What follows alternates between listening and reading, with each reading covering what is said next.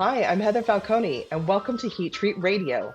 This podcast is produced by Heat Treat Today and focuses on the real technical and operational decisions made in heat treating and thermal processing environments. Each episode covers practical knowledge, current challenges, and informed perspectives from people working directly in the industry. Today, we're talking about a feature article coming up in this month's magazine, Achieving Accurate Measurements in Real Heat Treat Production. And joining me today is the author of this piece, Dr. Steve Offley from Phoenix TM, who's our sponsor for today's episode. And Steve is a product marketing manager at Phoenix TM with responsibility for both strategic product management and global marketing of the company's thru-process temperature optical profiling and TUS system product range. Steve joined Phoenix TM in April 2018 after a 22 years experience in the industrial temperature profiling market with another well-known company. His role is very varied, but a lot of focus has been given to educating the market to the benefits of thru-process temperature profiling through numerous published editorials in various international heat treatment publications.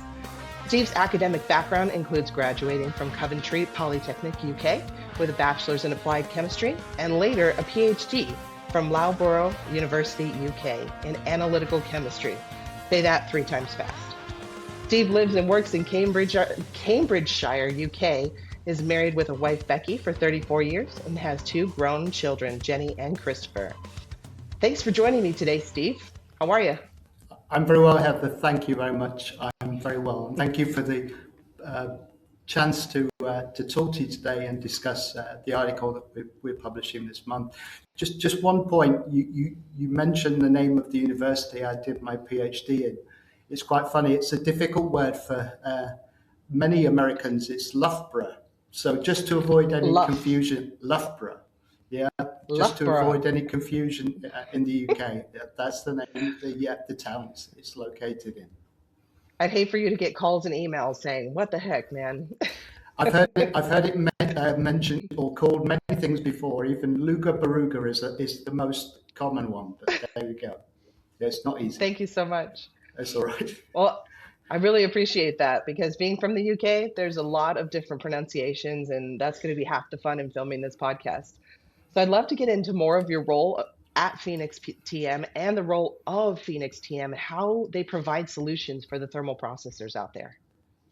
Okay, as you quite clearly reported, my role is product marketing manager or product manager for the range of temperature monitoring systems that we offer to the wider industrial space.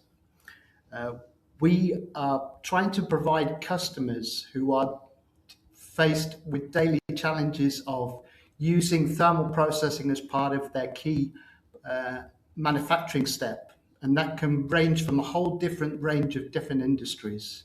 And we're trying to provide unique solutions for those specific applications because not every application is the same. What we're trying to do is allow the customer to monitor the temperature of their specific product in some form of heat treatment process. So, for instance, we could be one day offering a solution for the coating market where somebody wants to monitor the thermal cure of maybe a car body, for instance.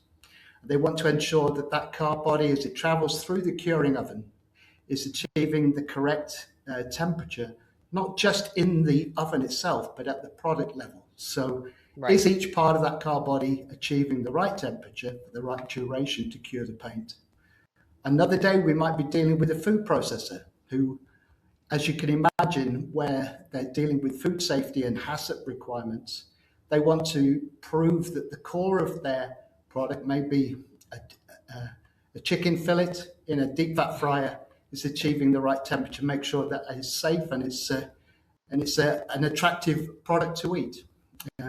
Other applications, very important.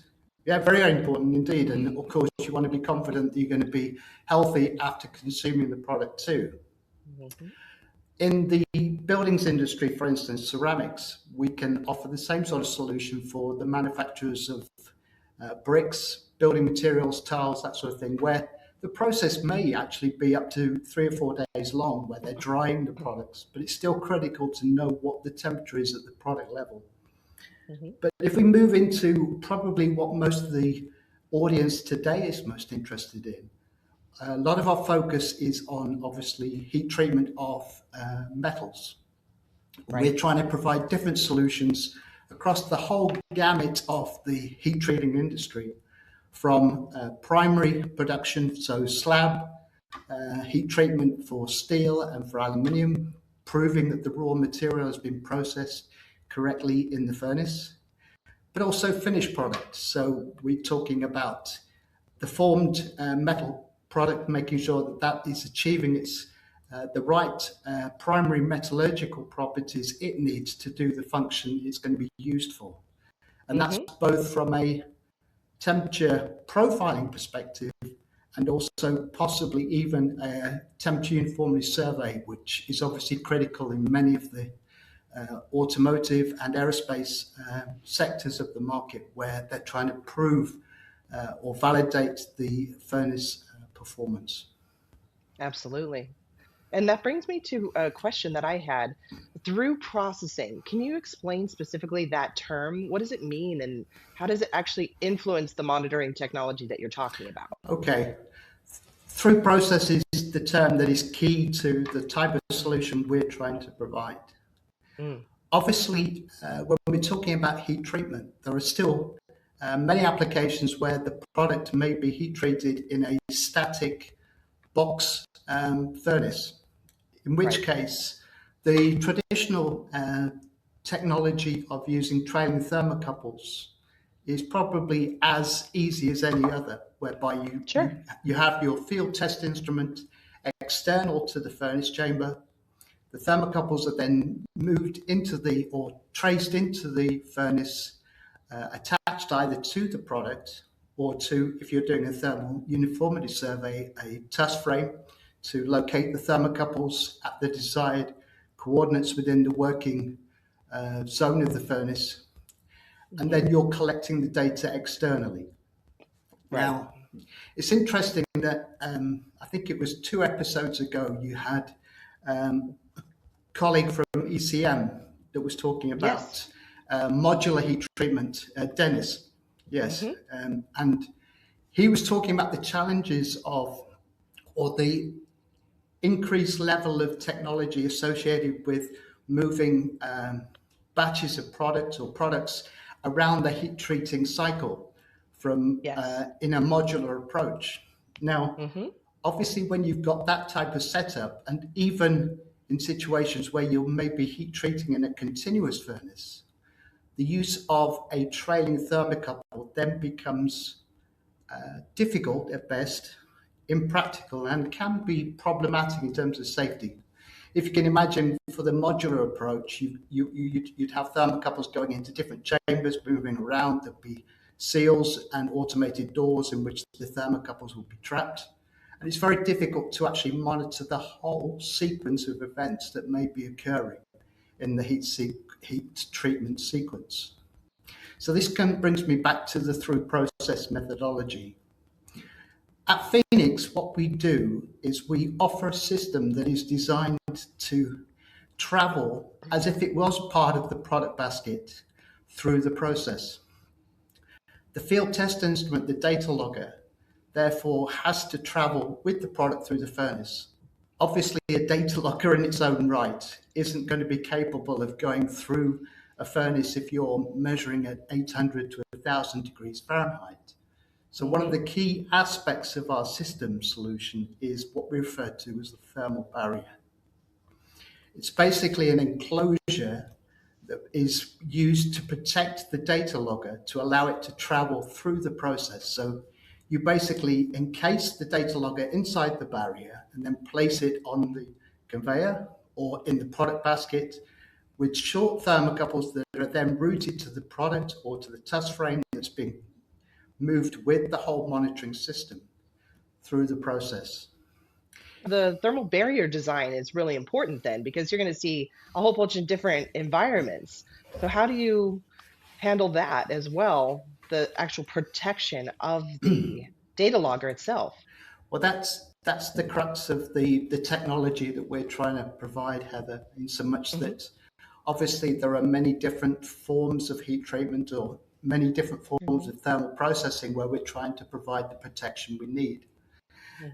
You may have, for instance, a low pressure carburizing process where you're putting the system into a vacuum furnace, and then you may have a high pressure quench at the end. So you've got to protect the logger not just from the temperature criteria inside the furnace, but obviously certain things like pressure changes which can distort the equipment. So that would be one design of barrier which would give additional protection to prevent any distortion or compressional damage to the barrier. There may be some circumstances where, for instance, with a T6 aluminium process, where you've sent the system through the furnace, you've then got a water quench. Now, in the through process principle, the equipment has to go through all aspects of the process. So you therefore have to have a design in which the system can tolerate both the heating process, but also the rapid cooling going into the water. And you may also have a situation where, for instance, you've got an endothermic carburizing furnace with an integrated oil quench. The same thing applies. You're going from a hot environment to rapid cooling, and you're not only protecting the logger from the damage of the heat, but also the materials, the oil or water in a water quench or an oil quench scenario, not damaging the fairly sophisticated electronics of the data logger. So there's a lot of science and a lot of technology involved in designing unique solutions to meet the specific requirements of the applications. And in most cases, we're working with the customer from his working spec to develop unique solutions that will meet his unique requirements. Phoenix TM LLC, thru-process temperature profiling and survey solutions for industrial heating applications. Phoenix Temperature Measurement are providers of thru-process temperature measurement systems used to measure product and process temperature through industrial heat treatment processes. The data logger travels safely through the furnace, protected by a thermal barrier with none of the problems of trailing thermocouples. The comprehensive historic temperature record, the temperature profile that's obtained, allows you to understand, control, improve, and certify the process. Whether heat treating metal, surveying furnaces, curing paint or powder coatings, or even deep frying chicken, Phoenix TM can offer a temperature profiling solution. Phoenix TM design and manufacture through-process monitoring systems for TOS, temperature, and optical profiling. Industry software provides comprehensive analysis and reporting to AMS 2750H and CQI9. A two-way RF telemetry option offers real-time logger and TOS management. Standard systems are used to monitor processes, including carburizing, nitriding, brazing, annealing, and others.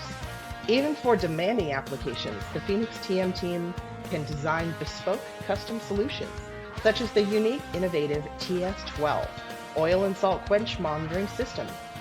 Monitor and survey your continuous and modular furnace operations, where trailing thermocouples are simply not an option. Phoenix TM, where experience counts. When we're talking about actually monitoring the surveys, what special measures are you required to design the data loggers with that provide accuracy? Because like you just mentioned, the exposure over and over to these thermal environments, multiple step processing, there's got to be stuff that you have to consider, particularly affecting the thermocouples. Definitely. Obviously, by the very nature that we're sending the data logger through the furnace, we have to be careful that we're not only protecting the data logger from physical damage, which is possible if you don't get the thermal barrier design correct. Right. But we also want, at the end of the day, to guarantee that we're achieving the accurate data that we need to make sense of the profile information that we're getting. Because at the end of the process, you've either got the thermal fingerprint of your process, or if you're doing a temperature uniformity survey, you've got the readability of the data at the respective TUS levels, which obviously, as we all know, according to the standard CQI9 and AMS 2750, the accuracy of the reading or the field test instrument has to be within plus or minus 1 degree Fahrenheit. Okay. So the purpose of the barrier has to not only protect the data logger from damage, but keep the data logger at a working temperature that allows the accuracy of the reading that conforms to the standards that you're working to. All right. Now, there are different designs of thermal barrier that we can offer. The basic design is what we refer to as the microporous insulation technology. This is basically a dry barrier whereby the insulation slows down the penetration of the heat to the core of the barrier where the data logger is. But at the center of that barrier, there will be a device that we refer to as a heat sink. There's basically a eutectic salt inside the heat sink, which will transfer its physical state from a solid to a liquid at a nominal temperature. It's 58 degrees Celsius where the transfer occurs, and that will maintain the temperature at that working temperature. Okay. Got it. If we've got longer processes, though, you may want to use a thermal barrier that uses what we call the phased evaporation protection methodology. In simple terms, it involves the use of water, which is able to absorb very large amounts of energy and heat, and obviously will boil at 212 degrees Fahrenheit, 100 degrees Celsius. And while it's maintaining that boiling state, it will maintain the temperature of the thermal barrier and the data logger inside it. So we can actually offer a high temperature data logger that is capable of operating safely at 212 degrees Fahrenheit for long periods of time, so it will be protected. Okay, so as long as the barrier provides us with that thermal protection and the logger is working within its operating range, we're fairly safe. But we have to be a little bit careful when we consider the technology of the thermocouple. Right. Because there's some fairly serious restrictions on thermocouple use, which many people may or may not be aware of, that I want to talk about now, if that's okay. Of course, yeah. Yeah. Obviously, many people will know that the thermocouple technology was developed by Dr. Seebeck back in, I think it was about 1821. And he was a German physicist who discovered the fact that if you had two dissimilar metals connected at a junction or a point, at a particular temperature, those two dissimilar metals would create a millivolt reading. Right. And that millivolt reading would be proportional to the actual temperature that those two dissimilar metals were experiencing. Hence the theory of the thermocouple. Now, most people are fully aware what a thermocouple looks like, but it's important to note that this is a type of thermocouple we'd use for a coating application. So it's actually got a PFA insulated sleeving on it. You wouldn't obviously use this in many heat treatment applications, but what I want to do is to show you that in a thermocouple, you've got in the core of the thermocouple, there are two wires, two dissimilar metals. This is a type K thermocouple. You probably see the label there just about. So we've got the aluminal and the chromal leg of the thermocouple. So these are the unique materials that are used to generate the millivolt reading. The way the thermocouple works then is that millivolt can be cross-referenced to a calibration table or a voltage table to determine the temperature reading that the sensor, and this is what we refer to as the hot junction, the very tip of the thermocouple. So it's critical that that point is where you want the measurement to be made. Okay. Now, the bit that is often missed is the fact that with a thermocouple, although the hot junction is critical, there is another junction that is possibly even more critical and sometimes overlooked, which is referred to as the cold junction. Because the thermocouple doesn't actually record an absolute reading. It's a ratio between the hot junction and the cold junction. The cold junction of a thermocouple is where the actual thermocouple materials, the two dissimilar metals, joins what we refer to as the copper connection. And this tends to be where in the data logger or the field test instrument, it's where the electronics make the physical measurement or process the actual reading from the thermocouple. Now, depending on the design of the data logger, if it's a fixed data logger like we have at Phoenix, whereby you would designate the type of thermocouple you were plugging into the data logger. This is a data logger with 20 channels, and it's a type K. So I would plug my thermocouple simply into that connector. Now, the cold junction isn't in this case at the point where I'm making the connection on the data logger. It's actually inside the logger because there is another wire that goes from the socket to the PCB board where the measurement is actually taken. Okay. I love that you've brought show and tell. This is perfect for everybody watching. All right. This is awesome. So inside the data logger, there is a connector block where the thermocouple wires from the thermocouple sockets will all join the PCB board where the measurement is taken. And that's the location where the cold junction measurement is taken. Got it.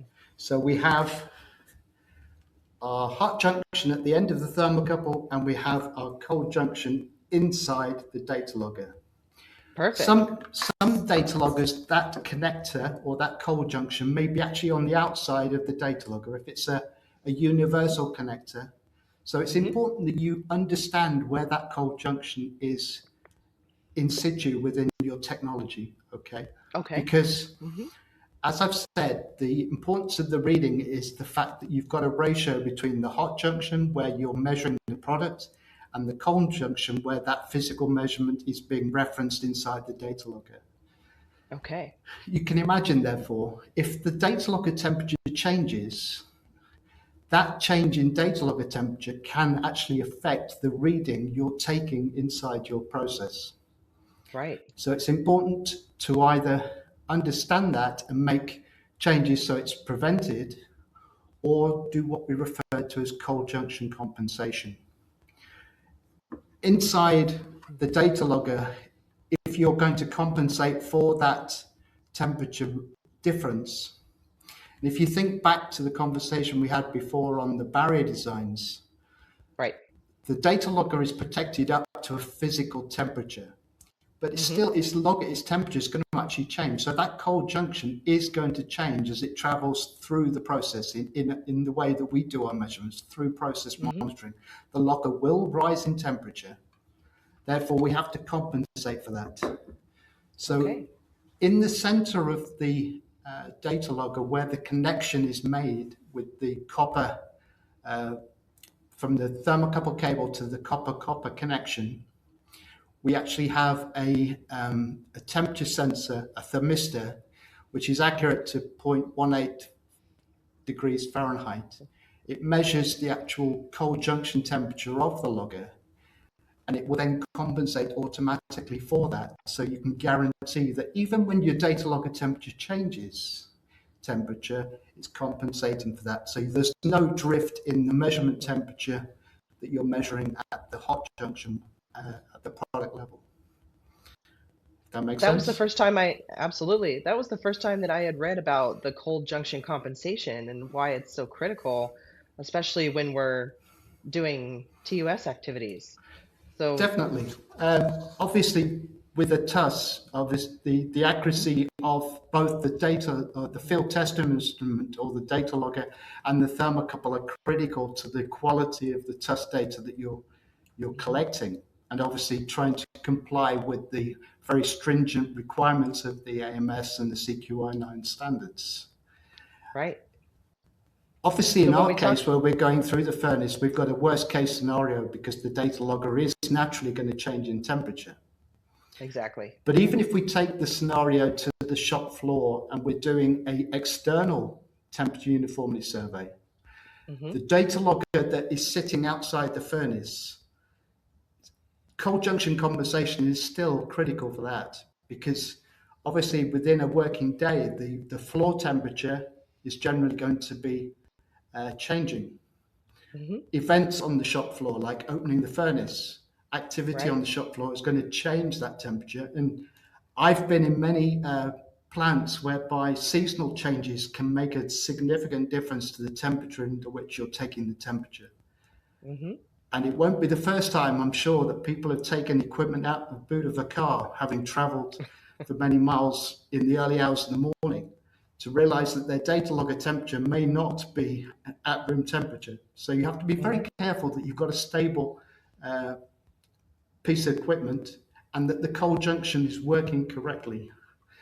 There is many times, be careful you read the user manual, because there's often a very critical step to make sure that you're either calibrating the equipment in a real life environment where the temperature change may be, or make sure that your system has got cold junction compensation. Otherwise, what you believe is a true measurement accuracy, which may be the calibration laboratory Hmm. accuracy, where the temperature is controlled very, very strictly. In a real life situation, you may not be seeing exactly the same results. Right. I Well, make I think that's it really important to consider because there are specific accuracy considerations for 2750 and CQI9. definitely yes, yeah. I make the analogy between you can have if we go to I'm not a petrol head, but I'm sure there are many on the call today that are. Mhm. Formula One, the racing cars are tuned up to perform highly on a racetrack environment. They can do 200 miles an hour having been finely tuned, and they work well.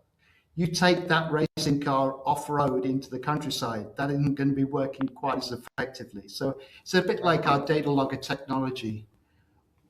A data logger that works well in a calibration laboratory under fairly safe conditions may or may not be working as effectively on the shop floor, particularly when you consider the variation and the challenges that environment will bring to a measuring system like this. Well, and tell me about how you guys use the linear interpolation correction factor method because that's one of the only that is allowed by 2750. So why is that beneficial to your data quality? Okay. Obviously, we've talked about the nominal requirements for the data logger accuracy for its measurement, but as we all know, for AMS 2750, logger correction factors and also thermocouple correction factors can be applied to the test data that you're collecting with your monitoring system. Hmm. Okay. Now, if we break that down into two, first of all, we deal with the data logger first of all. Hmm. Obviously, we can create a data logger correction factor file, which basically shows the correction factors which need to be applied to each of the separate channels of the data logger for the data that you're collecting. Hmm. Okay. Inside the data logger, what we do is quite neat. Is we store the calibration information that was gleaned in the calibration laboratory, and that can then generate an automatic calibration template, which can be automatically applied to each one of the channels on the data logger automatically as part of the test routine. Okay. Obviously, the last thing we want to do is to make some error by transferring raw data manually from a spreadsheet into a piece of software. So the nice thing about that is it's automatically applying the pre-programmed offsets from the calibration routine in the laboratory itself.